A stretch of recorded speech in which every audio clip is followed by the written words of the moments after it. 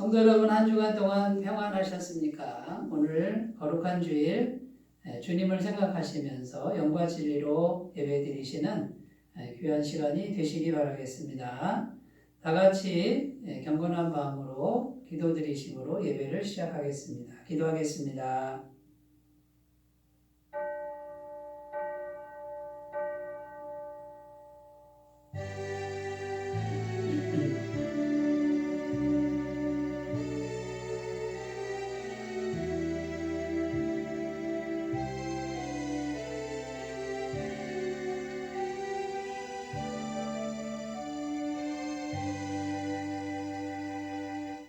이는 물과 피로 임하신 이시니 곧 그리스도 예수시라. 물로만 아니요 물과 피로 임하셨고 증언하는 이는 성령이시니 성령은 진리니라.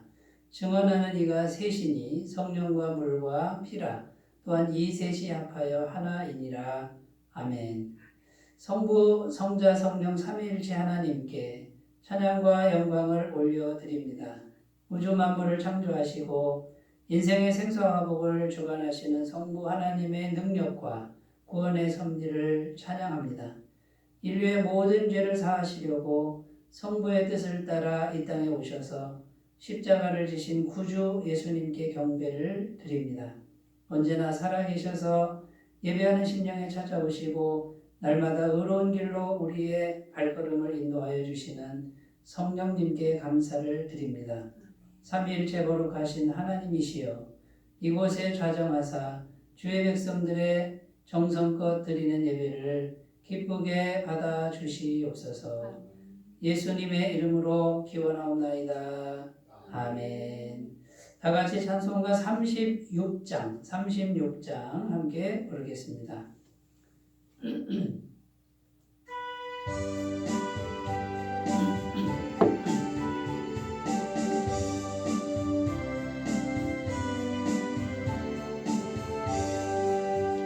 주 예수 이름 높이여 다 찬양하여라. 금멸유관을 들여서 만유의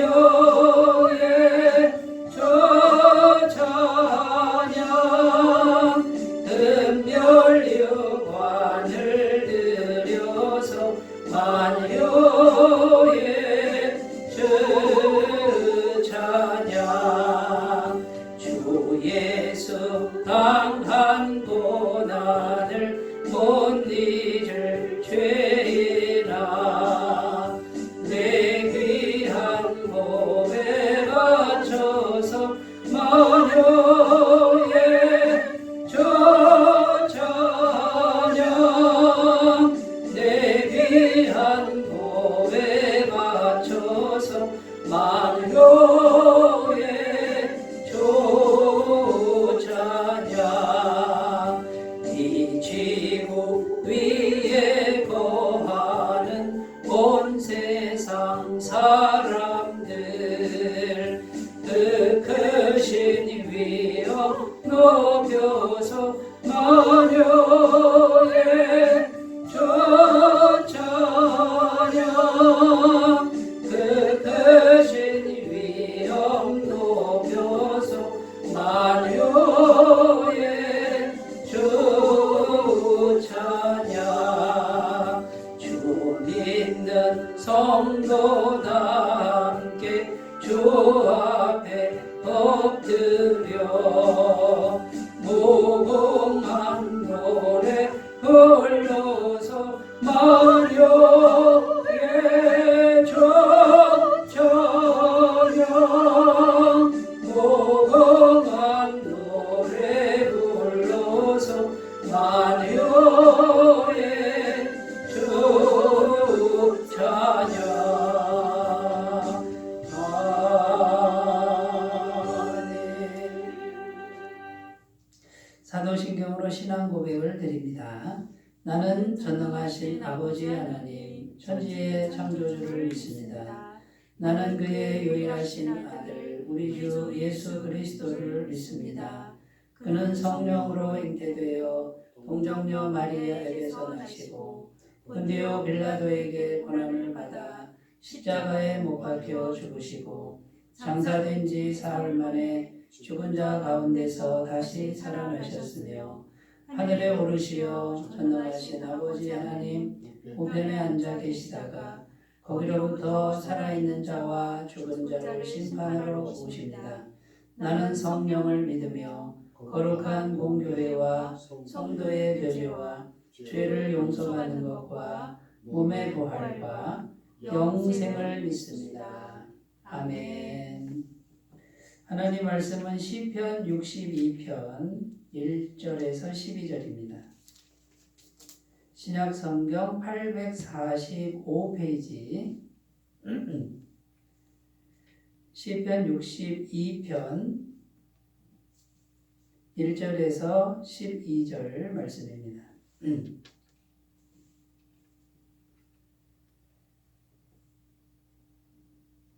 하나님 말씀을 제가 봉독해 드리겠습니다.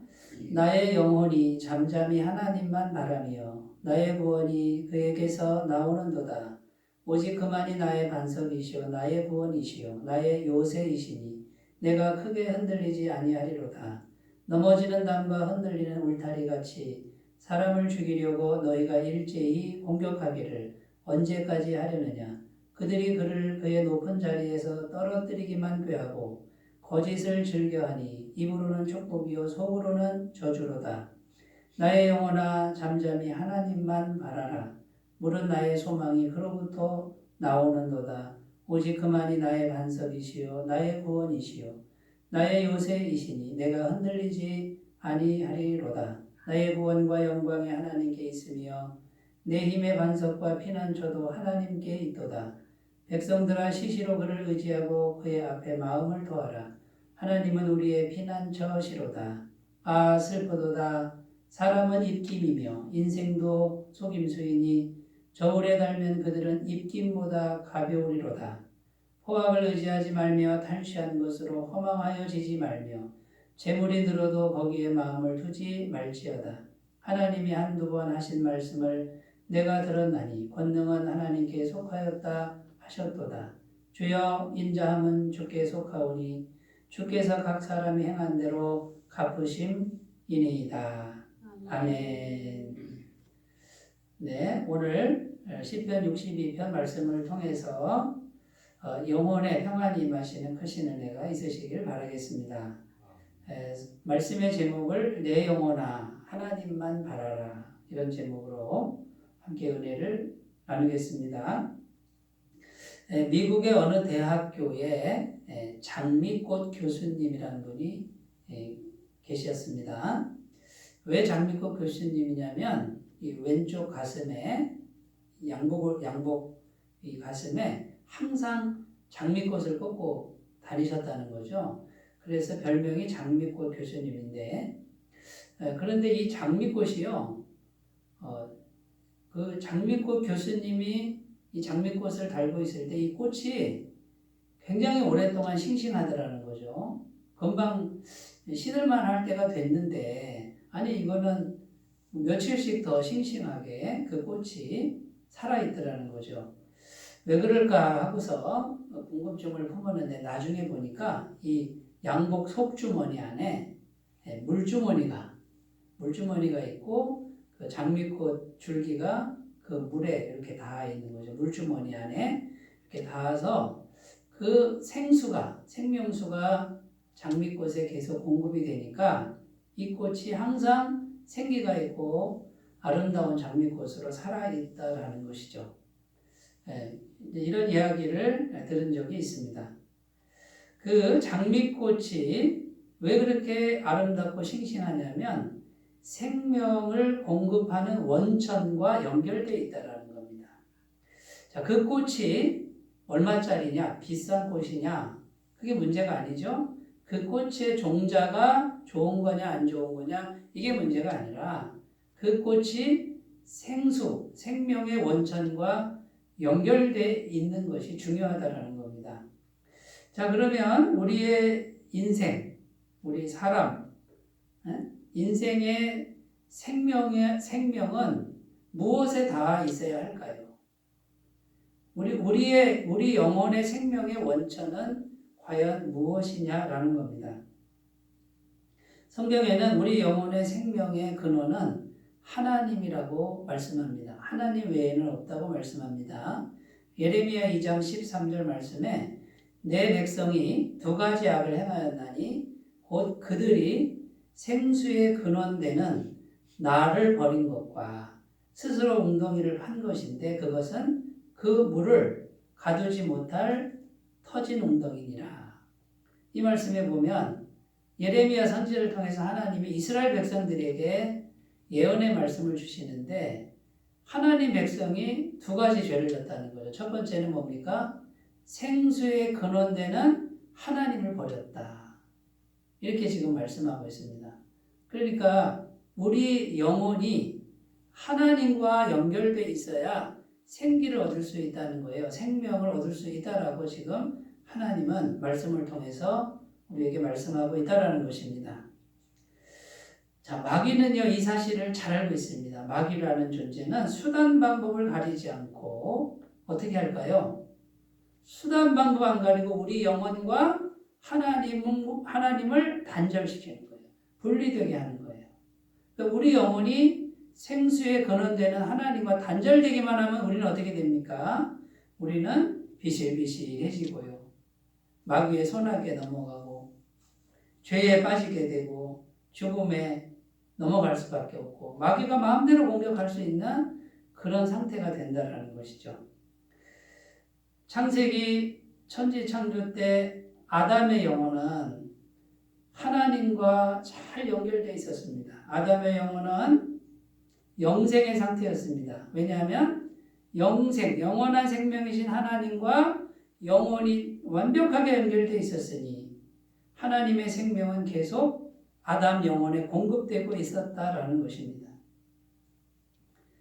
이 아담의 영혼이 영생이신 하나님과 연결이 잘 됐을 때 에덴 동산이라고 하는 살기 좋은 환경까지 하나님은 허락하셨습니다. 그런데 마귀가 와서 아담과 하와의 영혼을 하나님을 등지게 했습니다. 하나님을 떠나게 했습니다. 육체가 떠난 게 아니잖아요. 뭐가 떠난 거예요? 마음이 돌아선 거잖아요. 하나님 없이 한번 살아볼래. 이렇게 된 거죠.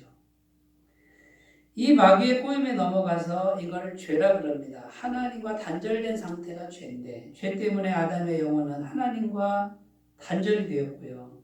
다시 하나님께 돌아가려면 이 죄값이 완벽하게 지불돼야만 돌아갈 수 있는데 인간의 힘으로는 돌아갈 길이 없는 거예요. 하나님과 단절되니 영원한 생명의 능력도 단절되고 말았습니다.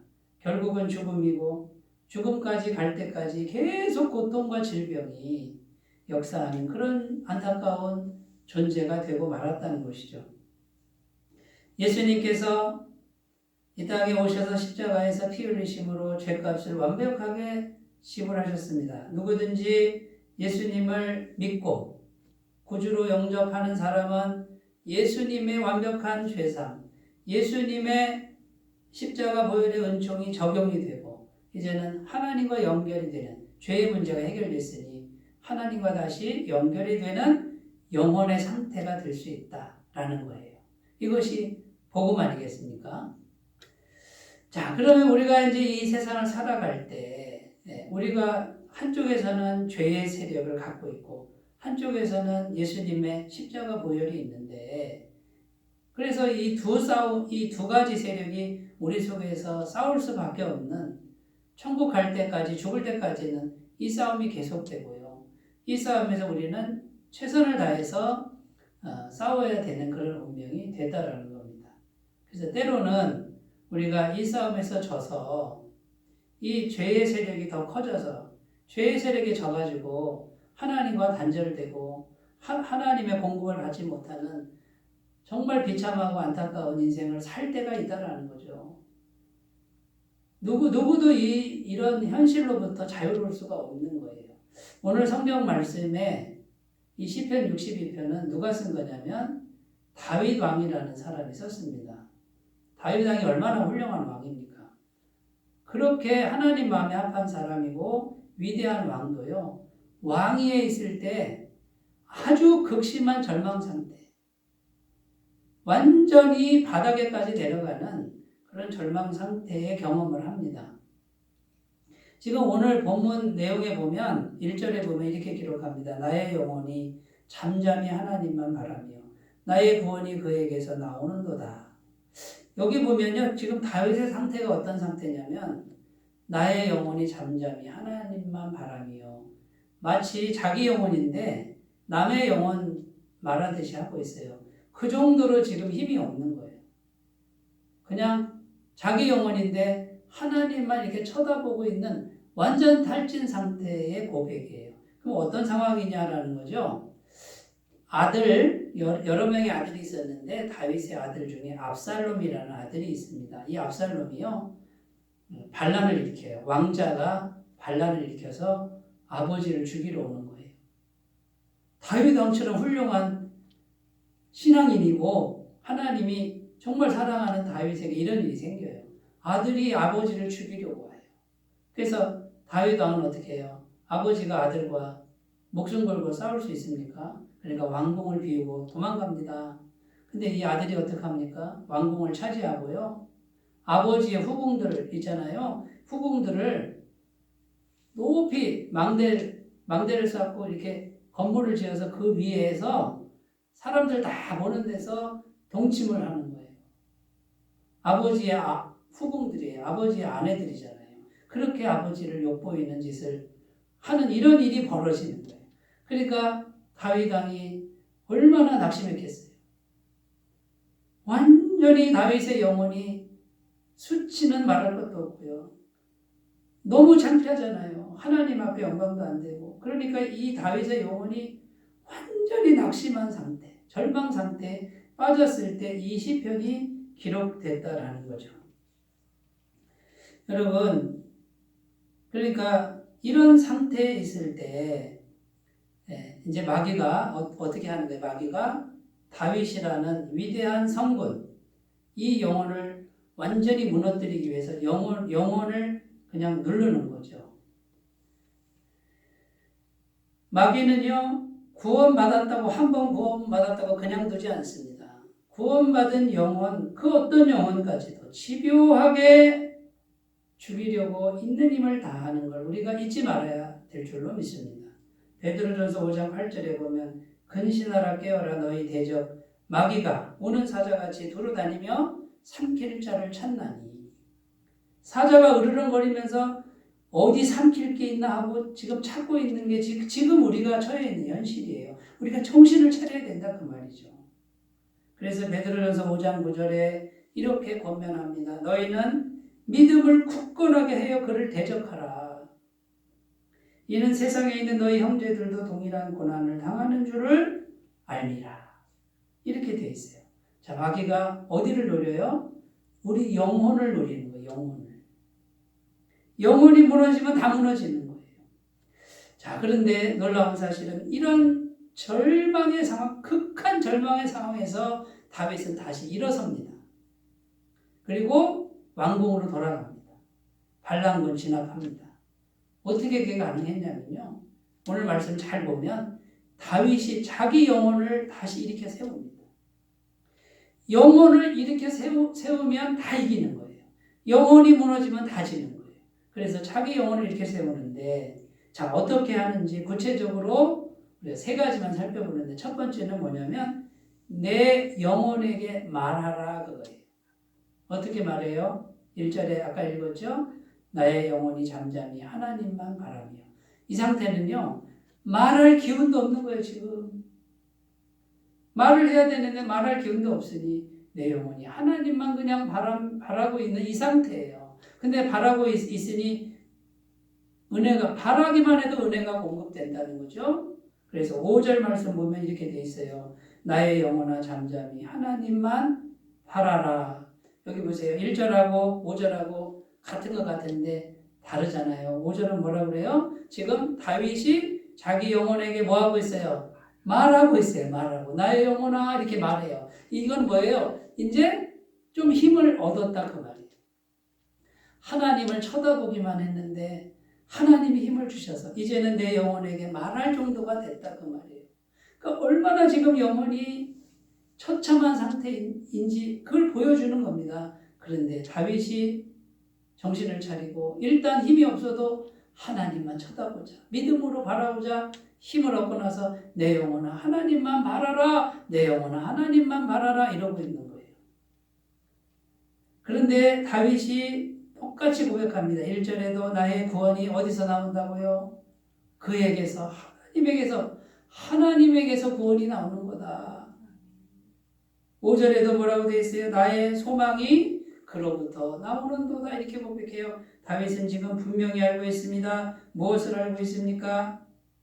이 현실의 문제는 현실의 문제가 아니라 뭐에 달렸다고요? 내 영혼에 달렸다. 얼마나 창피했겠어요? 아니 아들이 오죽했으면 아들이 아버지를 죽이러 와요. 세상에 이런 수치가 어디 있어요? 차라리 내가 죽고 말지. 이게 아버지의 심정 아니에요? 영혼은 무너질 대로 무너져요. 마귀가 이렇게 짓밟는 거 우리 영혼을. 그런데 다윗은 알고 있어요. 내 영혼이 다시 일어설 수만 있으면 내 인생의 모든 문제는 해결할 수 있다는 걸 알고 있어요. 그래서 영혼을 향해 말하고 있는 거예요.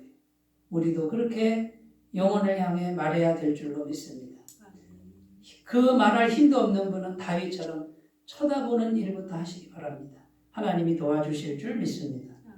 세상 사람들은요, 다들 고독하다 그래요. 외롭다 그래요. 고독한 영혼들을 갖고 있어요. 세상 사람들은 이 영혼의 결핍을 어떻게 채울까요? 세상 방식으로 채우는 거예요. 일본의 동경에 가면요, 대박 상품이 있는데 말하는 인형이래요. 말하는 인형. 비싼데 엄청나게 잘 팔린대. 애들도 사가고 학생도 사가고 직장인도 사고 노인들까지 다 사가는데 이게 누르면 뭐라고 그러냐면요. 그런 하찮은 일에 신경 쓰지 마세요. 그런 하찮은 일에 신경 쓰지 마세요. 태평양 같은 넓은 마음을 가지세요. 나긋나긋하게 말해주는데 그 말하는 게 그렇게 위로가 된다는 거예요. 여러분, 그렇게 말한다고 해서 뭐가 해결이 돼요? 그냥 위로만 되잖아요. 그런데 하나님을 바라보는 영혼은 하나님이 어디를 통해서 임재하십니까? 우리 영혼을 통해서 실제로 임재하시는 거예요. 이것이 하나님을 바라보는 신앙인, 위대한 신앙인의 차이라는 거예요. 영이신 하나님은 우리의 영혼을 통해서 역사하시는 걸 믿으시기 바라겠습니다. 어떤 사람들은 영혼의 결핍을 채우기 위해 술을 마십니다. 알코올 중독, 담배 중독, 마약 중독, 도박 중독, 성 중독, 일 중독. 하나님 아닌 다른 이 세상의 어떤 거에 중독 증세를 보이면서 해결하려고 합니다. 이 모두는 위로는 될지언정 현실적 변화의 능력은 없습니다. 오직 하나님만이 임하셔야 된다는 것이죠. 이것을 꼭 믿으시고 우리 영혼이 하나님을 바라보는 그 일에 최선을 다해서 노력하시기를 바라겠습니다. 자, 첫 번째는 뭐였습니까? 내 영혼에게 내가 말하라. 이거예요. 두 번째는 내 영혼을 보호하라. 이런 뜻이에요. 오늘 말씀 3절, 4절 말씀을 제가 읽겠습니다. 넘어지는 담과 흔들리는 울타리 같이 사람을 죽이려고 너희가 일제히 공격하기를 언제까지 하려느냐. 그들이 그를 그의 높은 자리에서 떨어뜨리기만 꾀하고 거짓을 즐겨하니 입으로는 축복이요 속으로는 저주로다. 자, 지금 다윗이 이렇게 힘든데 완전 절망 상태인데 가만히 놔두질 않아요. 옆에 있는 사람이든 누구든 지금 뭐 하고 있어요?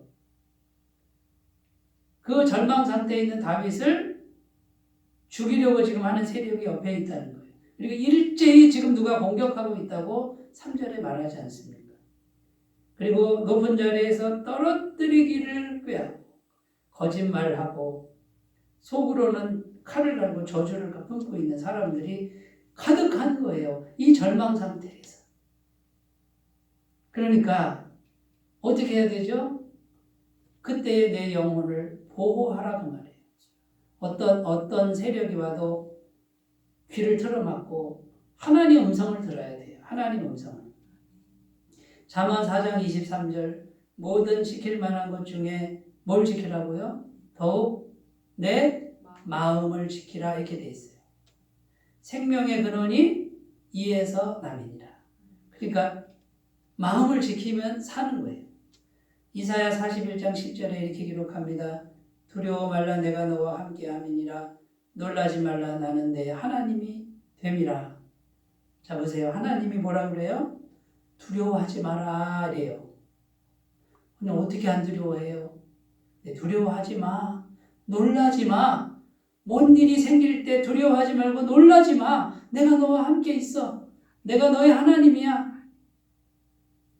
뭔 일이 뻥뻥 터질 때 놀라지 마. 담대하게 마음을 지켜. 이 뜻이에요.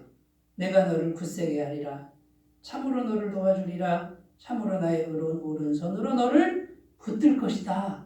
붙들어 주리라. 이렇게 말하고 있습니다. 그러니까 이제 뭘 지키라고요? 내 영혼을 지키라. 보호하라. 어떤 소리가 들려도. 미국에 가면 레이크 우드 교회라는 교회가 있어요. 굉장히 큰 교회예요. 2만 명이 넘어요. 근데 이 교회가 처음 개척할 때는 1959년 아주 조그맣게 버려진 사료가게예요. 창고 같은 데예요. 그러니까 버려진 거예요. 그걸 사가지고 거기에서 교회를 했는데 사람들이 계속 지나다니면서 얘기합니다. 근데 목사님 귀에 자꾸 들리는 거예요. 저런 교회에 누가 가겠어? 하필 사도 저런 가게를 샀어. 돈 낭비했네. 자리를 잘못 잡았어. 저 후미진데 누가 가겠어? 이 소리가 끊임없이 들렸다는 거예요. 그때 목사님은 귀를 솜으로 귀를 막고요. 듣지 않고요. 하나님께 끊임없이 기도했답니다. 그리고 믿습니다. 그리고 최선을 다해서 전도하는데 오늘날 이제 1대 목사님, 2대 목사님 이어받았는데 2만 명이 넘는 교회로 성장을 했다는 거예요. 왜 이렇게 됐을까요? 마음을 지킨 거예요. 영혼을 지키고 절대절망의 상황에서도 마음을 지키고 보호하고 하나님의 음성을 들은 줄로 믿습니다. 세계적인 만화 캐릭터가 있는데 미키마우스가 쥐잖아요. 쥐를 아주 귀엽게 만화를 그려가지고 이 만화 영화가 대박 났잖아요. 월트 디즈니 작품 아닙니까? 근데 이 청년이 월트 디즈니의 이 미키마우스 이 청년이 처음부터 성공한 게 아니라 어느 청년이 교회에서 눈물을 흘리며 기도하고 있는데 목사님이 와보니까 웬 청년이 울고 있길래 왜 이렇게 울고 있어? 예, 저는 만화가인데 가는 데마다 저를 써주는 데가 없고 가는 데마다 저는 거절을 당합니다. 그리고 사람들이 말합니다. 너는 안 된다고 말합니다. 그래서 울고 있습니다. 목사님이 그래요. 그러면 우리 교회 창고가 있는데 거기도 괜찮으면 거기서 지내시라고. 그래서 비를 피할 곳을 예비했는데 이 청년이 그 창고에서 지내면서 이제 그림을 그리는 거예요. 만화를 그리는데 목사님이 계속 와서 매일 해주시는 말씀이 뭐냐면 이런 거예요. 사람들이 자네를 거절하고 다 버린다 해도 우리 하나님은 자네를 거절하지 않으신다네. 자네와 함께 하신다네. 자네의 인생을 지켜주실 거네. 자네는 하나님 사랑을 굳게 믿고 낙심하지 말고 기도하게 해. 이 말씀을 듣고서 자기 영혼을 지키고 가만히 보니까 창고에 쥐가 왔다 갔다 하더래. 쥐가. 그 쥐를 가지고 계속 쥐를 그리다 보니까 아주 귀엽고 앙증맞은 미키마우스 그림이 탄생했는데 이게 대박이 난 거예요. 세계적인 미키마우스가 탄생했다라는 거죠. 여러분, 어떤 상황에도 내 영혼을 무너뜨리는 소리를 막고 보호하고 하나님의 음성을 듣고 기도하는 분은 이겨낼 줄로 믿습니다. 다윗 왕은 시편 3편도 똑같은 내용입니다. 시편 3편도 압살롬 반역 시에 지은 시인데 다윗은요 여기 영혼에서 힘을 얻고 이제 뭐라고 고백하느냐면요 시편 3편 3절에서 6절에 보면 여호와여 주는 나의 방패시요 나의 영광이시여 나의 머리를 드시는 자니이다. 내가 나의 목소리로 여호와께 부르짖으니 그의 성산에서 응답하시는도다. 내가 누워 자고 깨었으니 여호와께서 나를 붙드심이로다. 천만인이 나를 에워싸 진친다 하여도 나는 두려워하지 아니하리이다. 자, 이 시편을 보면요, 다윗이 이제 절망에서 영혼을 일으켜 세워서 이제는 담대하게 하나님을 향하여 믿음으로 기도하는 모습이 나옵니다. 천만인이 나를 진치고 공격한데도 나는 두려워하지 않겠습니다라고 엄청난 영혼의 힘을 얻는 것을 봅니다. 그런데 현실적 문제도 그대로 해결되는 것을 우리는 알고 있지 않습니까? 영혼을 잘 보호하시고 하나님의 사랑의 음성만 듣는 심령들 되시기 바라겠습니다. 세 번째, 내 영혼아 고백하라. 내 영혼아 고백하라. 자백하라 이런 뜻이에요. 8절 말씀에 백성들아 시시로 그를 의지하고 그의 앞에 마음을 토하라. 하나님은 우리의 피난처시로다. 여기 뭐라고 되어 있습니까? 시시로 그를 의지하고 그에게 마음을 토해라. 이 말은 속에 있는 것 토하는 거 알잖아요. 다 토해놓으라는 거예요. 그러면 토하면 좋은 것만 나옵니까? 쓴 거 다 나오는 거잖아요. 그러니까 이 말은 무슨 말이에요? 고상하게 기도하지 말라 그 말이에요. 속에 있는 거를 완전히 다 토해놓듯이 기도하라 그 말이에요. 어떤 분들 자꾸 고상하게 기도하려고 그러고 잘하려고 그래 기도를. 그걸 공식적으로 써서 하시고요. 그게 아니라 속에 있는 걸 그냥 얘기하면 되는 거예요. 그냥. 마태복음 9장에 가면 예수님이 두 소경을 고쳐주신 내용이 나오는데 이 소경이요. 예수님 앞이 보이지 않는데 예수님 지나간다는 소리를 듣고 소리칩니다. 다윗의 자손이여 우리를 불쌍히 여겨주세요 하고 고래고래 소리칩니다. 옆에 있던 사람들이 막 뭐라 합니다. 이 시끄럽다 이 녀석들아. 이 거지들아 조용히 안 하냐고. 그런데 이 두 소경이 어떡합니까? 계속 소리치는 거예요. 다윗의 자손이여 우리를 불쌍히 여기소서. 그냥 이 얘기만 하고 쫓아가는 거예요. 근데 예수님마저 대답을 안 하고 어디로 사라져버렸어요. 이 소경들이요. 예수님 어디 가셨냐고 찾는데 결국 어느 집에 들어간 걸 알고 끝까지 찾아가서 예수님 앞에 무릎 꿇고 불쌍히 여겨달라고 그럽니다. 그때 예수님이 고쳐줍니다. 내 믿음이 너를 구원하였다 그러고 눈을 뜨게 해주는 거예요. 여러분 그냥 소리치는 거예요. 내가 원하는 거 그냥 내 속에 있는 거 그냥 얘기하면 주님의 은혜를 받을 줄로 믿습니다. 18세기를 영적 대각성 운동의 시대라고 그러고요. 20세기를 성령운동, 오순절 성령운동 생겼던 때라고 그래요. 근데 19세기도 영적 각성운동이 일어나는데 독일에서 일어났습니다. 18세기는 미국에서 일어나고 19세기 독일의 영적 각성의 주인공이 블룸하르트 목사님이라는 분이 있는데 이 블룸하르트 목사님은 목회를 어떻게 했냐면 습관적으로 형식적으로 목회를 했어요. 그런데 어느 날 귀신 들린 소녀가 찾아오는 거예요. 부모가 와서 기도해달라고 그러는데 이름이 고틀리빈이라는 소녀예요. 그런데 이 목사님은 기도를 하긴 하는데 아무 능력이 없는 거예요. 왜냐하면 습관적으로 형식적으로 기도 생활을 했으니까. 그런데 시간이 갈수록 이 소녀가 더 고통당하고 자기는 너무 힘든 거예요. 오랜 시간 씨름해도 귀신이 나가지 않습니다. 그런데 이때 블룸하르트 목사님이 정말 마음이 힘들어서 하나님께 이렇게 기도하는 거예요. 주님, 저 좀 도와주세요. 주님, 저 좀 도와주세요. 내가 힘듭니다. 이렇게 기도했는데요. 이렇게 기도하는데 소녀가 나은 거예요.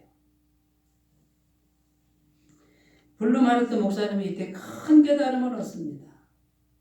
형식적이고 습관적인 신앙생활, 목회생활, 기도생활을 청산합니다. 이제는 살아계신 분에게 드리는 간결하고 실제적 기도. 주님 도와주세요.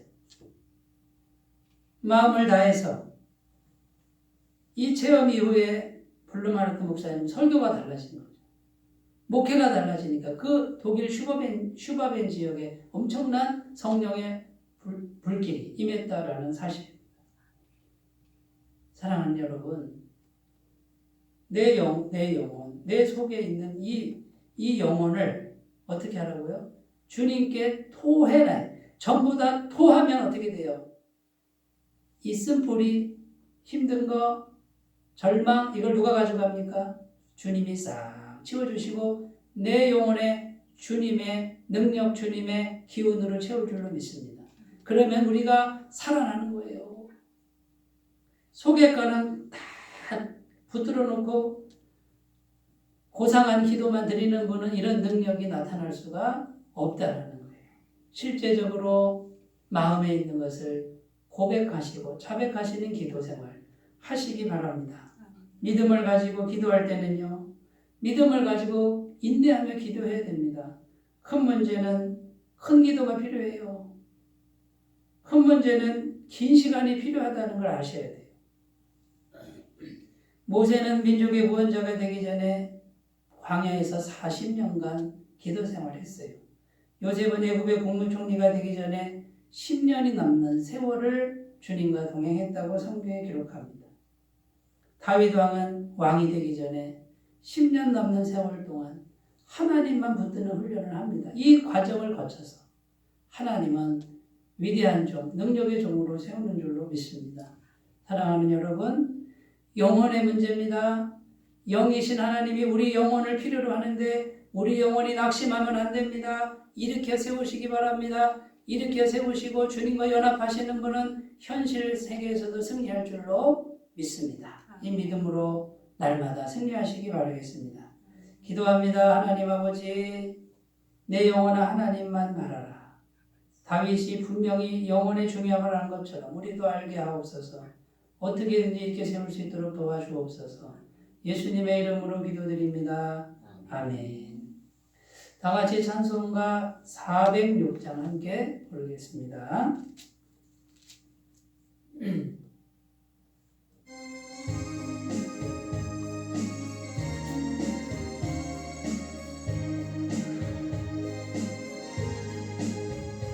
고난의 영혼 편히 쉴 곳과 동랑이로도 안전한 폭풍 거지도 다스리시는 주의 영원한 팔 의지해 주의 영원하신 팔 함께하사 항상 나를 붙드시니 어느 곳에 가든지 요동하지 않으면 주의 발을 의지함이라. 세상 신고들 나를 보려도 예수를 함께 동행함으로 주의 은혜가 충만하리. 주의 영원한 팔 의지해 주의 영원하신 팔 함께하사 항상 나를 붙드시니 어느 곳에 가든지 요동하지 않으면 주의 발을 의지함이라. 나의 믿음이 연약해져도 미리 예배한 힘을 주시며 위대할 때로 안도하시는 주의 영원한 팔 의지해 주의 영원하신 팔 함께하사 항상 나를 붙드시니 어느 곳에 가든지 요동하지 않으면 주의 발을 의지함이라. 능치 못한 것 주께 없으니 나의 일생을 주께 맡기면 나의 모든 짐 대신 지시는 주의 영원한 팔 의지해 주의 영원하신 팔 함께하사 항상 나를 곳에 가든지 요동하지 않으면 주의 팔을 의지하리라.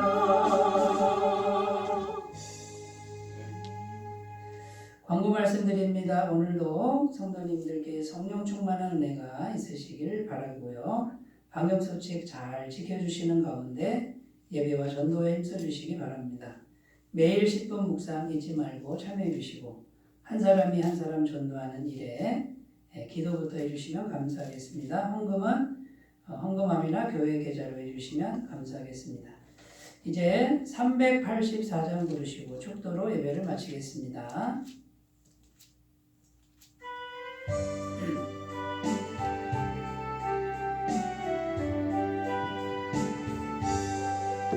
나의 갈 길 다가도록 예수 인도하시니 내 주 안에 있는 긍휼 어찌 의심하리요. 믿음으로 사는 자는 하늘 위로 갔겠네. 무슨 일을 만나든지 만사형통하리라. 무슨 일을 만나든지 만사형통하리라. 나의 갈 길 다가도록 예수 인도하시니 어려운 일 당한 때도 족한 은혜 주시네. 나는 심히 고단하고 영원 매우 가라나. 나의 앞에 반석에서 샘물나게 하시네. 나의 앞에 반석에서 샘물나게 하시네.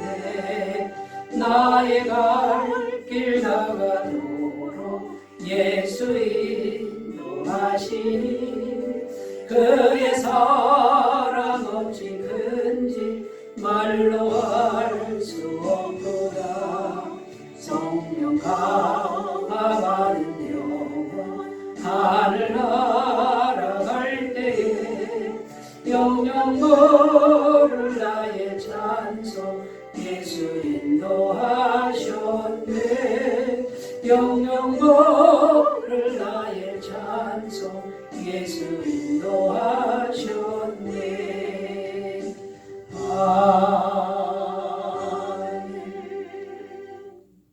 이제는 우리 주 예수 그리스도의 은혜와 하나님 아버지의 사랑하심과 성령님의 교통하심이 절망 중에도 다윗처럼 영혼의 소중함을 알고 어떻게든지 영혼을 일으켜 세워 하나님을 바라보며 주의 능력을 공급받기를 원하는 주의 모든 백성들의 영원토록 함께 하시기를 간절히 축원하옵나이다. 아멘.